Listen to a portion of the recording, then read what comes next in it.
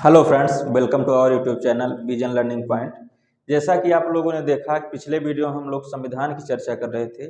संविधान में मौलिक अधिकार में हम लोग शुरू किए हैं, जिस कल हम लोग पिछले वीडियो में यानी चर्चा किए थे कि मौलिक अधिकार क्या है, मौलिक अधिकार किस भाग में है, मौलिक अधिकार लिया कहाँ से गया है, वर्तमान में मौलिक अधिकार में कितने पार्ट हैं। ठीक, वर्तमान में जैसे मैंने बताया था कि 6 हैं। मूल हमारे संविधान में कितने प्रकार के मौलिक अधिकार हैं, उन सब पहलुओं को अगर आपको आज वाले वीडियो से कनेक्ट करना है तो आप पहले पिछला वीडियो देखिएगा, उसके बाद इस वीडियो को देखेंगे तो बहुत अच्छे से कवर कर पाएंगे। आज हम लोग कुछ बेसिक बातों के साथ फिर शुरू करेंगे मौलिक अधिकार, उसके बाद हम आगे उसके अनुच्छेद पे आएंगे, यानी समानता का अधिकार है, फिर स्वतंत्रता का अधिकार है, उन सब पे चर्चा करते हैं। आइए शुरू करते हैं। मौलिक अधिकार,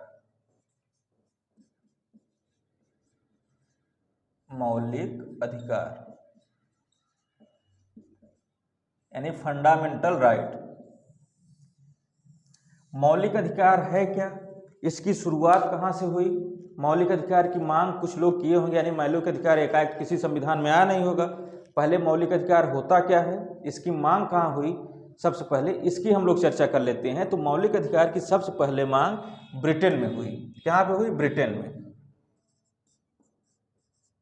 ब्रिटेन में सबसे पहले मौलिक अधिकार की मांग हुई। वहाँ पे एक राजा थे, किंग जॉन। ठीक, किंग जॉन एक राजा थे। ब्रिटेन के लोग मौलिक अधिकारों के बारे में बात करने लगे। जैसे कि मैंने आपको बताया था, मौलिक अधिकार क्या होते हैं?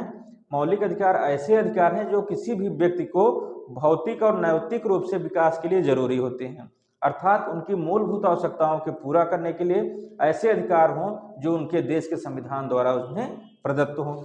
ठीक, तो क्या हुआ, ब्रिटेन में किंग जॉन थे, उस समय वहां पे मांग होने लगी कि आप हमें मौलिक अधिकार दीजिए। तो 1215 ईस्वी में, 1215 में ब्रिटेन में क्या होता है, किंग जॉन की सरकार में मौलिक अधिकार के बारे में बात की। तो वहां की सरकार ने एक प्रस्ताव दिया जिसे मैग्ना कार्टा कहा जाता है। मैग्ना कार्टा हमेशा एग्जाम में पूछा जाता है। मैग्ना कार्टा, मैग्ना कार्टा होता क्या है, आइए हम देखते हैं। मैग्ना का मतलब होता है ग्रेट, कार्टा मतलब चार्टर होता है। अगर हम हिंदी में बात करें, ग्रेट मतलब महान होता है, चार्टर का अर्थात चार्टर। ठीक, महान चार्टर यानी एक लिखित दस्तावेज है। महान चार्टर एक लिखित दस्तावेज है, लिखित दस्तावेज। ठीक, तो वहां पे प्रश्न पूछा गया, यानी प्रश्न क्या बनेगा कि जो मैग्ना कार्टा है वह क्या है। तो मैग्ना कार्टा क्या है? एक कानून है जो मौलिक अधिकार से संबंधित कानून है। सबसे पहले मैग्ना कार्टा कहाँ आया, यानी मौलिक अधिकार संबंधित प्रश्न सबसे पहली मांग कहाँ उठी? ब्रिटेन में उठी। सबसे पहले मौलिक अधिकार को दिया किस सरकार द्वारा गया? ब्रिटेन सरकार द्वारा। अब यहाँ पे प्रश्न बनेगा कि आपने देखा था, मैं पिछले वीडियो में बताया था कि ब्रिटेन का जो संविधान है अलिखित है।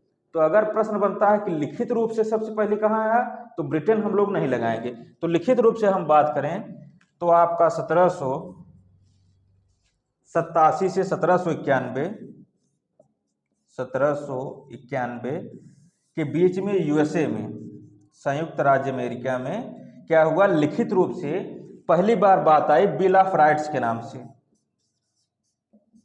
Bill of rights, bill of rights के नाम से मौलिक अधिकारों को यूएसए के संविधान में पहली बार शामिल किया गया। अगर प्रश्न पूछता है लिखित रूप से मौलिक अधिकार को कब शामिल किया गया है, तो 1787 से 89 के बीच में यूएसए यानी अमेरिका के में लिखित रूप से संविधान में शामिल किया गया। कई बार इसमें प्रश्न बना है कि लिखित रूप से संविधान में मौलिक अधिकारों को विश्व के किस संविधान में शामिल किया गया है, तो संयुक्त राज्य अमेरिका के संविधान में शामिल किया गया है। किस नाम से शामिल किया गया है? बिल ऑफ राइट्स के नाम से। जैसे मैंने आपको यहाँ बताया कि मैग्ना कार्टा क्या है? ग्रेट चार्टर यानी महान चार्टर है। ठीक, एक लिखित दस्तावेज है जो ब्रिटेन के राजा द्वारा, किंग जॉन द्वारा दिया गया था। ये आपको यहाँ पे पॉइंट क्लियर हो गया होगा। एक और पॉइंट आता है 1789 में फ्रांस की सरकार ने, 1789 में फ्रांस की सरकार ने नागरिकों के अधिकार संबंधित एक दिया,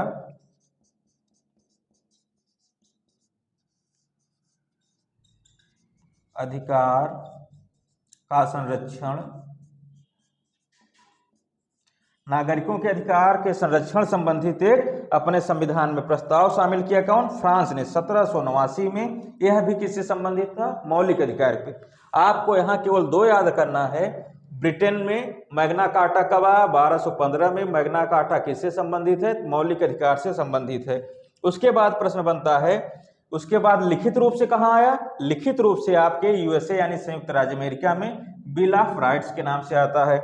यहाँ इतना होने के बाद अब प्रश्न आपके देश में भी बनेगा कि भारत का जो इतना लंबा संविधान बना है, विश्व का सबसे लंबा लिखित संविधान है, इसमें किस भाग को यानी संविधान के किस पार्ट को हम लोग मैग्ना कार्टा कहते हैं? मैग्ना कार्टा मतलब महान चार्टर कहते हैं। तो आप लोगों को मैंने बताया हूं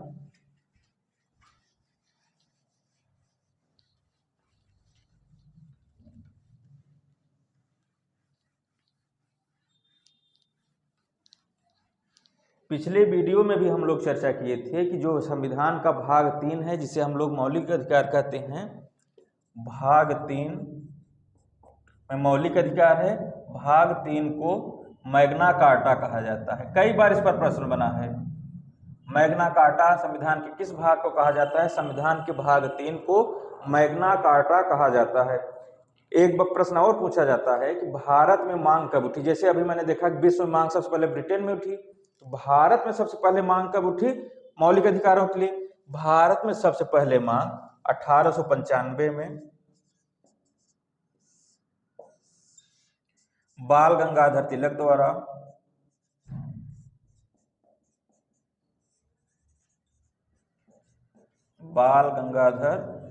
द्वारा ठीक, जिसे आप लोग बीजे तिलक कहते हैं। इनका एक स्वराज विधेयक था।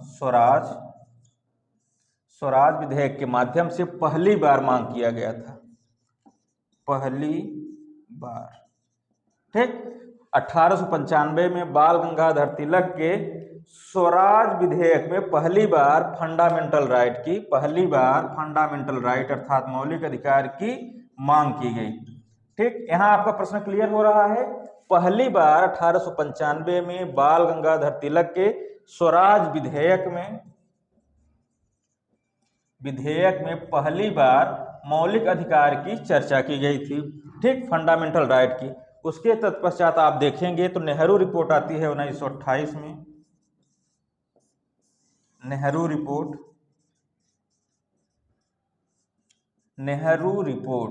जिसके अध्यक्ष थे आपके मोतीलाल नेहरू जी। इसके अध्यक्ष थे नेहरू रिपोर्ट के मोतीलाल नेहरू जी। साइमन कमीशन के बाद एक रिपोर्ट तैयार की गई थी। उस रिपोर्ट में कहा गया था कि मौलिक अधिकार भारत के संविधान में शामिल करने चाहिए।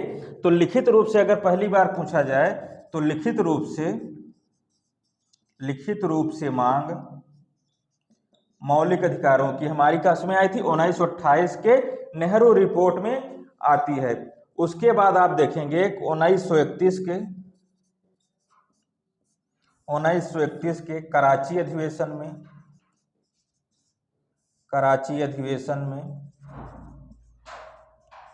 अधिवेशन की अध्यक्षता उस समय सरदार वल्लभ भाई पटेल जी कर रहे थे 1931 में। यहां से भी प्रश्न बनता है, कराची अधिवेशन की अध्यक्षता किसने किया था? सरदार वल्लभ भाई पटेल ने किया था।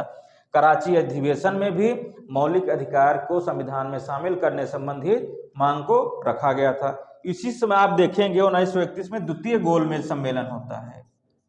द्वितीय गोलमेज सम्मेलन से इतनी बार प्रश्न बना है कि द्वितीय गोलमेज सम्मेलन में भारत की तरफ से किसने शामिल हुआ था? भारत की तरफ से गांधी जी द्वितीय गोलमेज सम्मेलन में शामिल हुए थे। यहाँ पर इन्होंने मौलिक अधिकार संबंधित बात की थी। इतना आपका क्लियर हो गया है तो आप एक बार स्क्रीनशॉट ले लीजिए। आइए देखते हैं फिर से।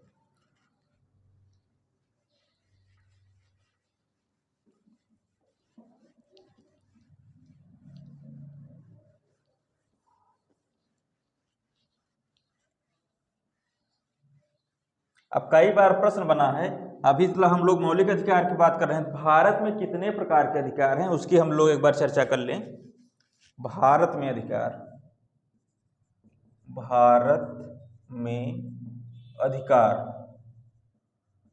ठीक। भारत में अधिकार की बात करें तो पहली बात है आपका मौलिक अधिकार,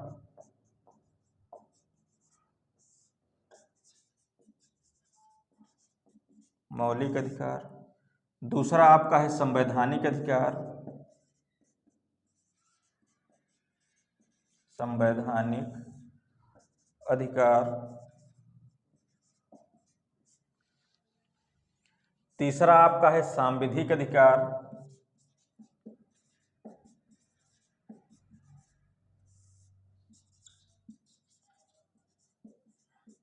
चौथा आपका है मानव अधिकार, मानव अधिकार। ठीक। 4 वर्गों में आपके भारत में यानी हम लोगों के प्यारे भारत में संविधान में 4 प्रकार के अधिकारों की बात की गई है। कौन कौन से अधिकार का?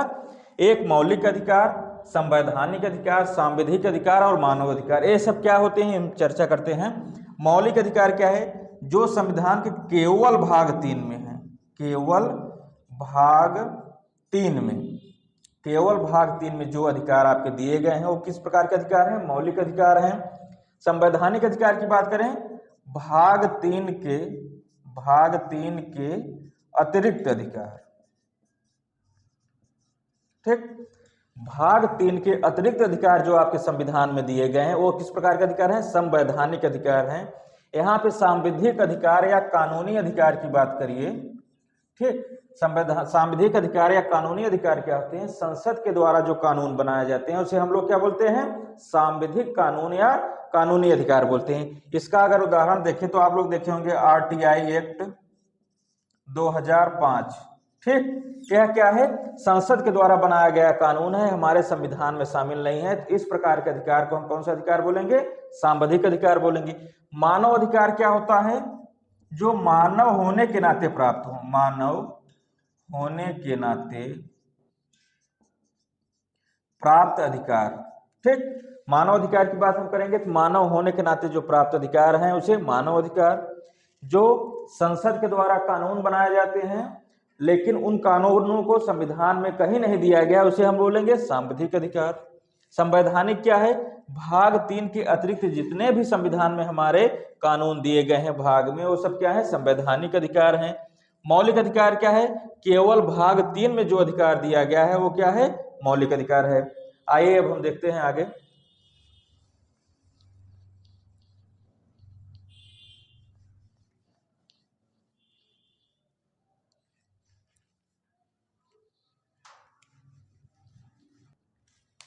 आइए तो कल हम लोगों ने अनुच्छेद 12 और 13 को देख लिया था आपके मौलिक अधिकार में।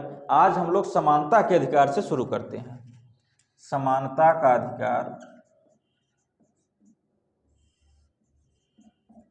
अधिकार आपको मैंने कल बताया था। समानता के अधिकार में कौन कौन से आर्टिकल हैं? 14, 15, 16, 17 और 18। ये आपके 5 आर्टिकल समानता के अधिकार में आते हैं। अब अनुच्छेद 14 क्या कहता है? अनुच्छेद 14 भारत में प्रत्येक व्यक्ति को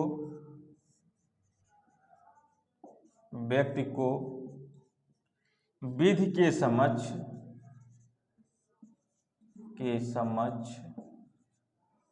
समानता तथा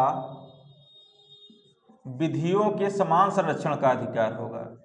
विधियों के समान संरक्षण का अधिकार। ठीक। आर्टिकल 14 एग्जाम में अगर हमारे प्रश्न बनता है तो आर्टिकल 14 क्या कहता है?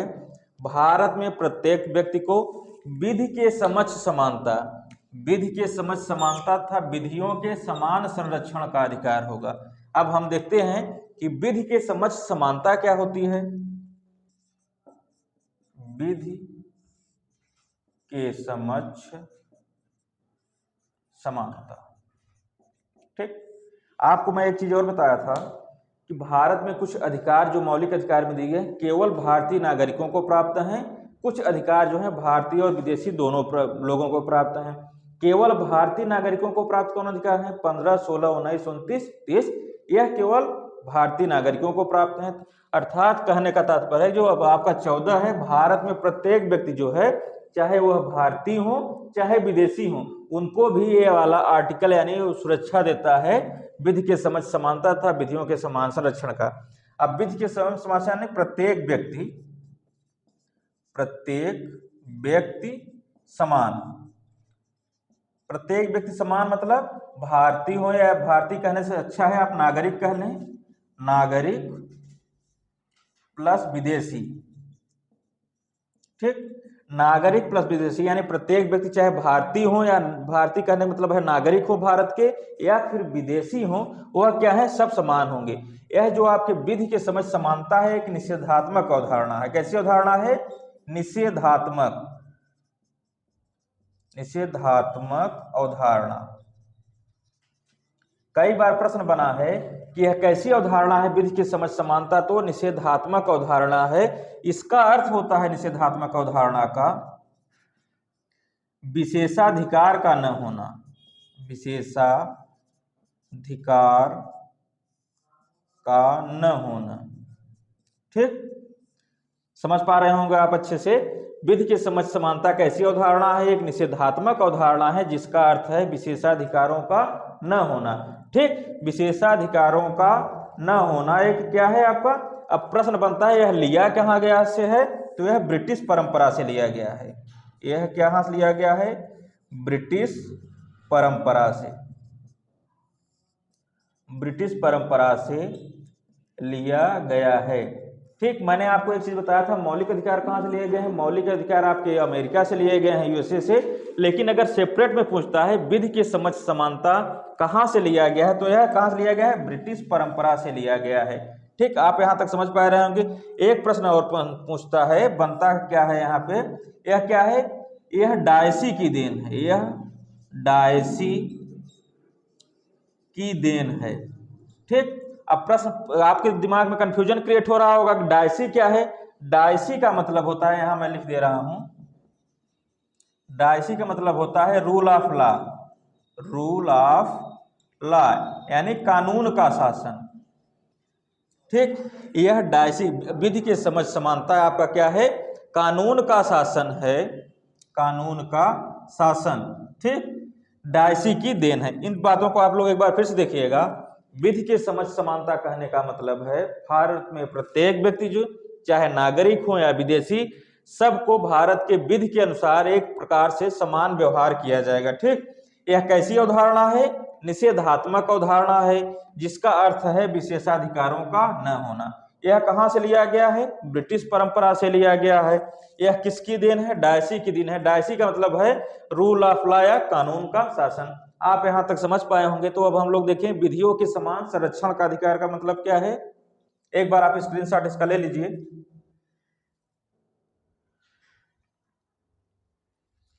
चलिए,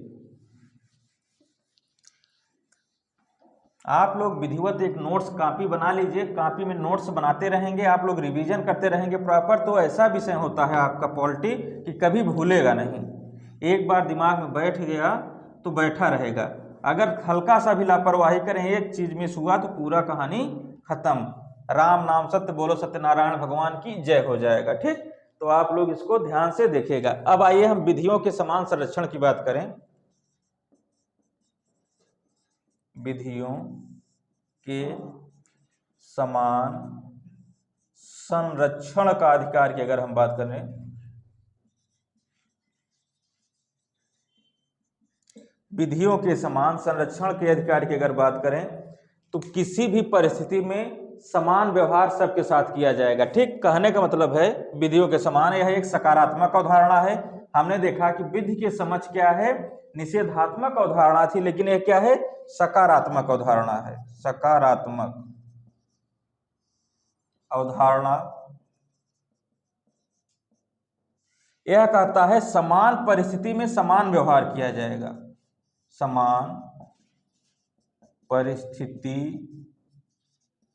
में समान व्यवहार, ठीक। आपका कहता है कि सकारात्मक अवधारणा है समान परिस्थिति में समान व्यवहार किया जाएगा, चाहे वो भारतीय नागरिक हो या विदेशी नागरिक हो। किसके साथ समान व्यवहार किया जाएगा? विधि के अनुसार, जो भारत का कानून है उसके अनुसार क्या होगा? सकारात्मक व्यवहार किया जाएगा। एक प्रश्न और इस पर बनता है कि यह लिया कहाँ गया से है?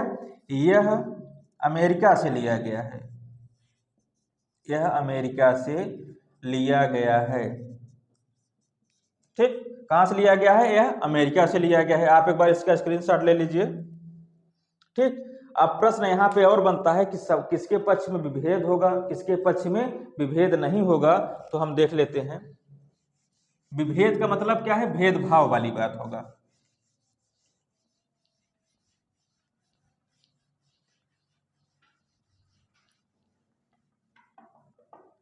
ठीक, अब विभेद का हम समझें। विभेद, अगर सबल के पक्ष में भेद किया जाएगा, सबल, और यहां के हम कर दें वंचित वर्ग, वंचित वर्ग, सबल वर्ग या सबल पक्ष कर दें।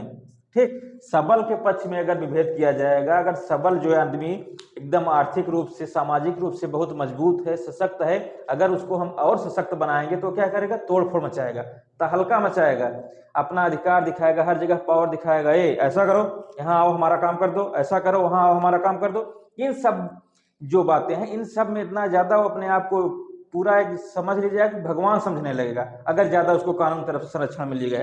तो हमारा संविधान कहता है ऐसा नहीं, सबल के पक्ष में अगर विभेद होगा तो यह नहीं है, ये विशेषाधिकार नहीं होगा। इसे क्या होगा? विशेषाधिकार, विशेषाधिकार नहीं माना जाएगा, नहीं होगा। ठीक, सबल के पक्ष में किसी भी प्रकार का विशेषाधिकार हमारे संविधान की तरफ से नहीं दिया जाएगा, लेकिन वंचित वर्ग के पक्ष में विशेषाधिकार दिया जाएगा, विशेषाधिकार दिया जाएगा। ठीक, विशेषाधिकार वंचित वर्ग को, यानी जो चीजें आप मूलभूत आवश्यकताओं का प्राप्ति नहीं कर पा रहा है तो सरकार के द्वारा, संविधान द्वारा प्रदत्त है, उसके कुछ विशेषाधिकार दिए जाए सामाजिक रूप से, शैक्षणिक रूप से। ठीक, यह अगर अवधारणा करें तो यह सकारात्मक हो जाएगी आपकी, सकारात्मक। यह क्या हो जाएगा आपका? नकारात्मक। ठीक, नकारात्मक हो जाएगा। आप समझ पाए होंगे, विभेद में सबल के पक्ष में विभेद नहीं होता, यानी विशेषाधिकार नहीं दिया जाता है। वंचित वर्ग जो है उन्हें कुछ विशेषाधिकार दिए जा सकते हैं। अब यहां आप समझ पाए होंगे तो आर्टिकल 14 में कुछ अपवाद हैं।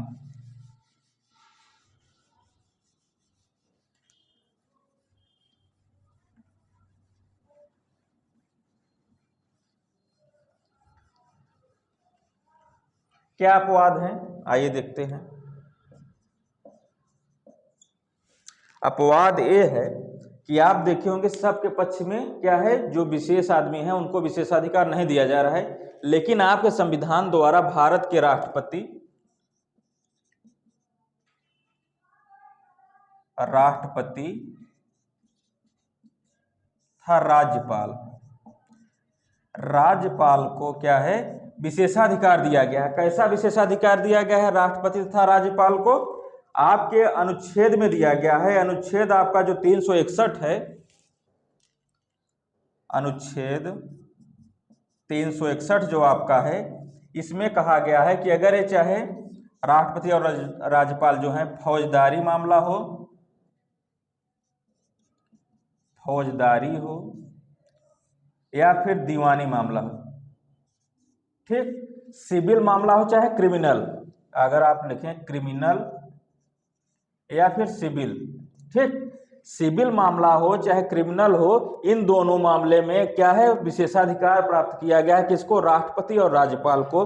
अगर राष्ट्रपति या राज्यपाल किसी का मर्डर कर लेते हैं या तोड़फोड़ मचाते हैं, लड़ाई झगड़ा करते हैं, उनके पद पर रहते हुए उनके ऊपर कोई केस नहीं चलेगा, ये उनका विशेषाधिकार है। ठीक, दूसरी बात, दीवानी मामले में अगर कोई दीवानी मामले का कहने का मतलब है कि भूमि विवाद या कुछ इस प्रकार का विवाद है, जो दीवानी मामला है, उस मामले में भी केस उनके ऊपर अगर चलना होगा तो 2 महीने का पूर्व नोटिस होगा, 2 माह का पूर्व नोटिस, 2 माह का पूर्व नोटिस देकर तब दीवानी मामले की चर्चा होगी राष्ट्रपति और राज्यपाल के मामले में। एक अपवाद और होता है, जो विदेशी राजदूत होते हैं वो जब किसी देश में रहते हैं, या भारत में अगर मान लीजिए यहाँ पे एक मान लीजिए इसे हम पहला अपवाद करें, दूसरा कर दें विदेशी राजदूत,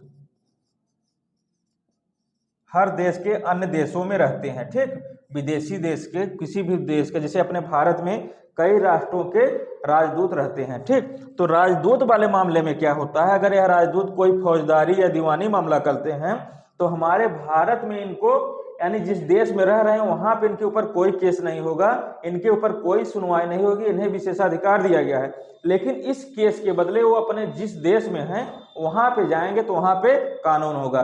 उसके बदले में जिस देश में करेंगे वो देश क्या करेगा, अपनी आपत्ति दर्ज कराएगा और इन पे कार्रवाई करने की बात करेगा। ये आपका आर्टिकल 14 हो गया। अब आइए हम आर्टिकल 15 की बात करते हैं।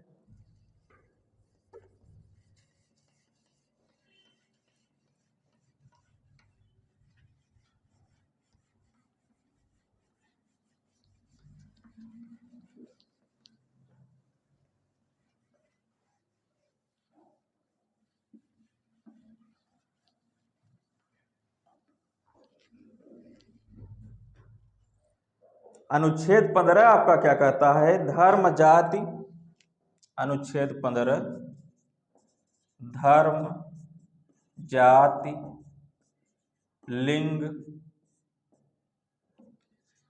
निवास स्थान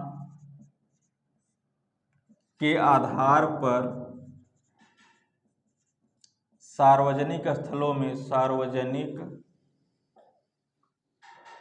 स्थलों में भेदभाव नहीं किया जाएगा, भेदभाव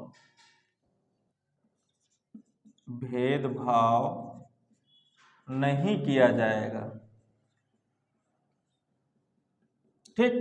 क्या आपके सीधा प्रश्न बनेगा, पीसीएस तक के एग्जामों में सीधा प्रश्न बनता है कि अनुच्छेद 15 क्या कहता है। तो अनुच्छेद 15 कहता है धर्म जाति लिंग, लिंग का मत, धर्म का आप समझ ही रहे हैं, मैं बता भी चुका हूं। जाति क्या है, जो भी कास्टिज्म इंडिया में चल रहा है। लिंग महिला या पुरुष या ट्रांसजेंडर, या निवास स्थान के आधार पर सार्वजनिक स्थलों पे भेदभाव नहीं करेगा, ठीक।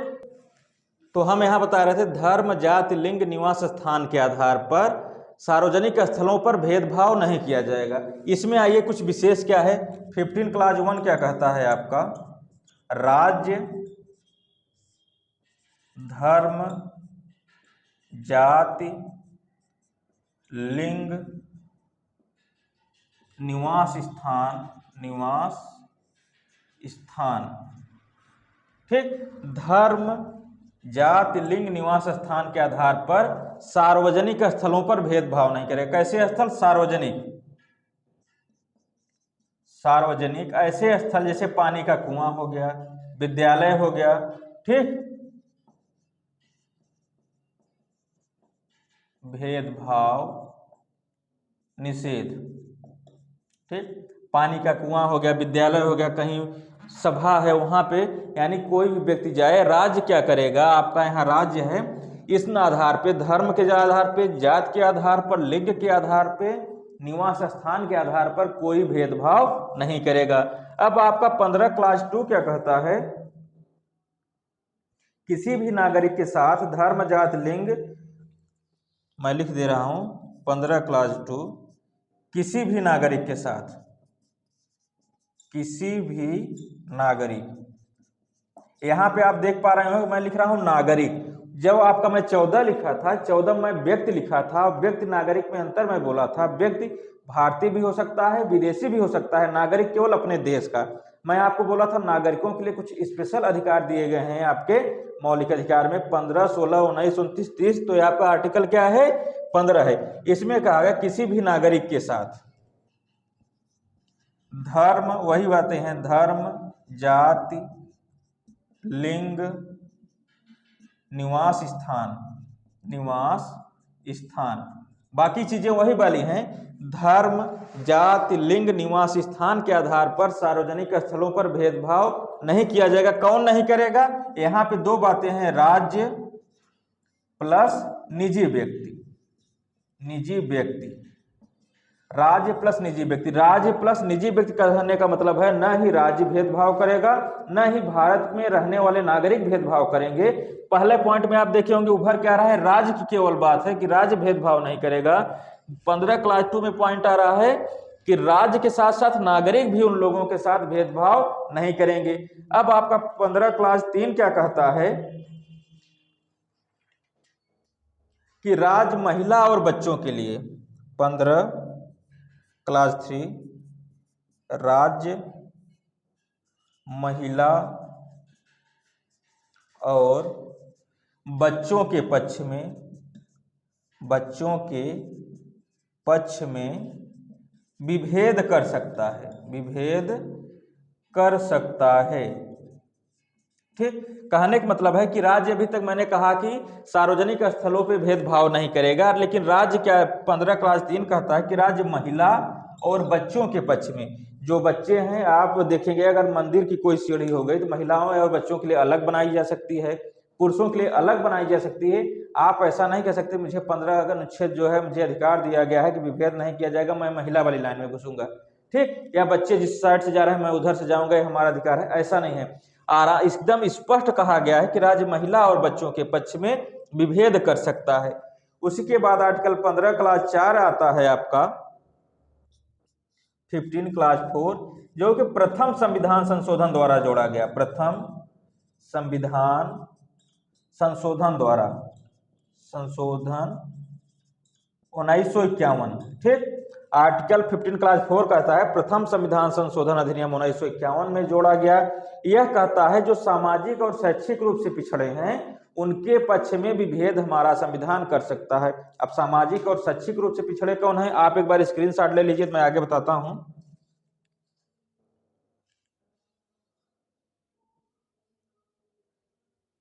ठीक, आप ले लिए होंगे तो हम आगे बताते हैं।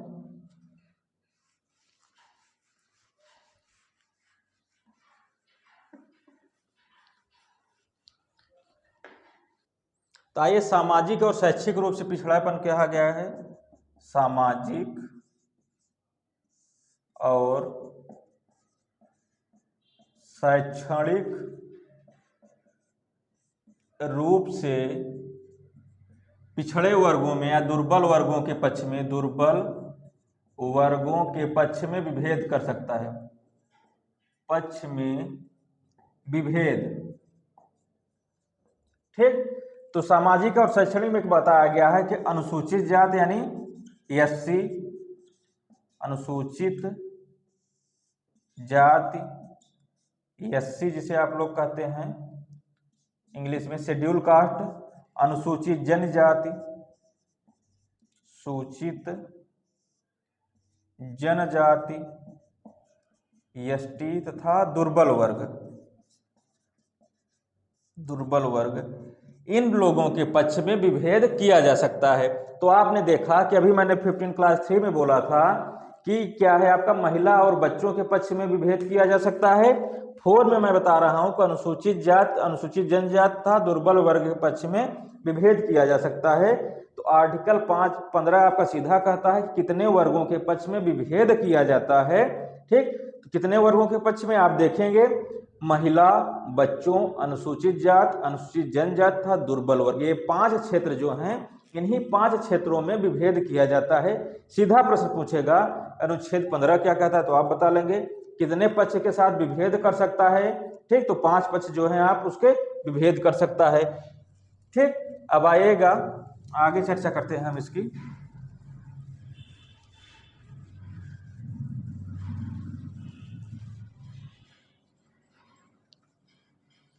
एक 93 संशोधन आता है आपका, 93 संशोधन 2005, 93वां संशोधन 2005, 93 संशोधन 2005 आता है जो कहता है, 93 संशोधन 2005 की पिछड़े वर्गों के लिए उच्च शैक्षणिक संस्थानों में, किसके लिए, पिछड़े वर्गों के लिए, पिछड़े वर्गों के लिए उच्च शैक्षणिक संस्थानों में आरक्षण, उच्च शैक्षणिक संस्थानों में आरक्षण की बात करता है। ठीक, 93 संशोधन 2005 में आता है। उच्च शैक्षणिक संस्थान का नाम IIT हो गया, आपका IIM हो गया। इस प्रकार के जो संस्थान हैं आपके, उसमें आरक्षण की बात करता है 93 संशोधन 2005। ये जोड़ा गया है आर्टिकल आपका अनुच्छेद 15 क्लास 5 में। ठीक, अनुच्छेद 15 क्लास 5 में क्या है, ठीक, 93 संशोधन 2005 के अनुसार पिछड़े वर्गों के लिए उच्च शैक्षणिक संस्थानों में आरक्षण की बात किया गया है। जब ये शैक्षणिक संस्थानों में क्या है आरक्षण की बात किया गया, तो एक केस आता है हमारे सुप्रीम कोर्ट में। क्या केस आता है, आइए हम देखते हैं। केस अशोक कुमार ठाकुर बनाम भारत संघ 2008। अशोक कुमार ठाकुर बनाम भारत संघ कब आता है, 2008 में। ये जो मैं केस दिखाता हूं आपको, इन केस को आप लोग सीधे रट लीजिएगा, याद करिएगा, समझिए रहिएगा, क्योंकि डायरेक्ट इस पर प्रश्न बनते हैं कि अशोक कुमार ठाकुरवाद किस ईयर में आया, अशोक कुमार ठाकुरवाद किस अनुच्छेद से संबंधित है। ठीक, तो आइए देखते हैं। अशोक कुमार ठाकुर बनाम भारत संघवाद जो 2008 में आता है, इसमें जो आपका अनुच्छेद 15 क्लास 5 है, 15 क्लास 5 को चुनौती दी गई। चुनौती दी गई, चुनौती क्या दी गई कि यह जो आप आरक्षण दिए हैं पिछड़े वर्गों के लिए IIT IIM जैसे संस्थानों में, यह गलत है। ठीक, यह गलत है। तो यहाँ पे न्यायालय निर्णय देता है, न्यायालय कहता है कि जो ये निर्णय है, यानी जो सरकार दे रही संशोधन के माध्यम से, यह सही है, यह गलत नहीं है। तो न्यायालय ने क्या किया, संसद के निर्णय को